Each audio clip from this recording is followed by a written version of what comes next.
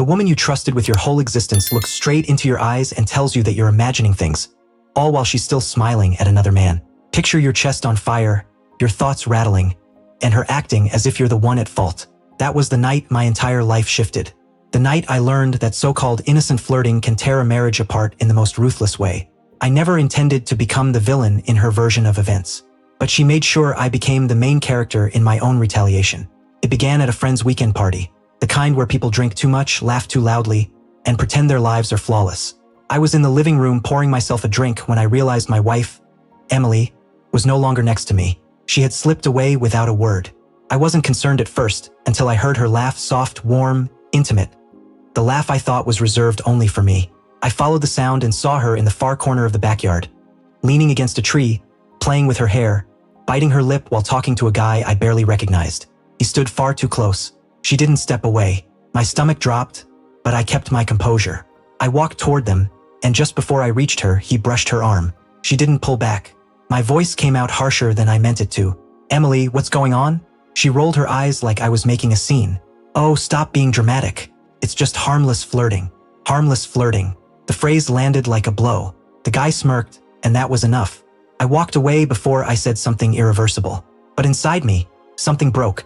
Not rage, but clarity. Over the next week, she treated the entire incident like a joke. She mocked me for being insecure, laughed when I tried to talk about boundaries, and even told her sister I was too fragile to handle a confident woman. What she didn't realize was that while she was laughing, I was quietly planning my way out. I didn't shout. I didn't argue. I didn't threaten. I simply started collecting truths. And secrets, as it turns out, never stay buried for long. Her behavior shifted. Her phone never left her hand. Late-night walks appeared out of nowhere. She started dressing up more, but never for me. I wasn't naive. The pieces fit together too perfectly. One night, she fell asleep on the couch, her phone buzzing beside her. A notification flashed. "Had fun tonight. Same time tomorrow." Not playful. Not innocent. Not flirting. Cheating.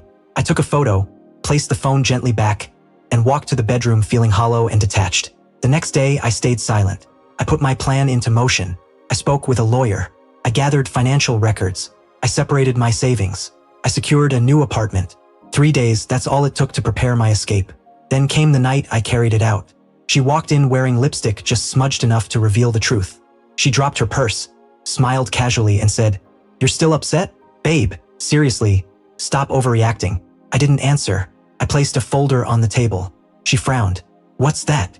"Harmless paperwork," I said. "Just like your harmless flirting." She opened it. Divorce documents, photos of her messages, screenshots, dates, a timeline so clear it stole the air from her lungs.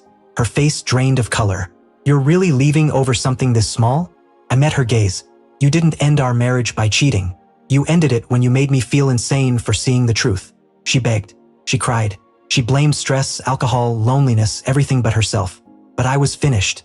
My bags were ready. My keys were in my hand. For the first time in months, my self-respect was intact. As I walked out, she shouted, "You'll regret this. No one will ever love you like I do." I didn't turn around. I just said, "You're right. No one will ever love me the way you did. And that's exactly why I'm leaving." And just like that, I stepped out of a marriage built on deception and into a life where my peace finally came first. Because sometimes the strongest revenge is simply refusing to stay where you are no longer respected.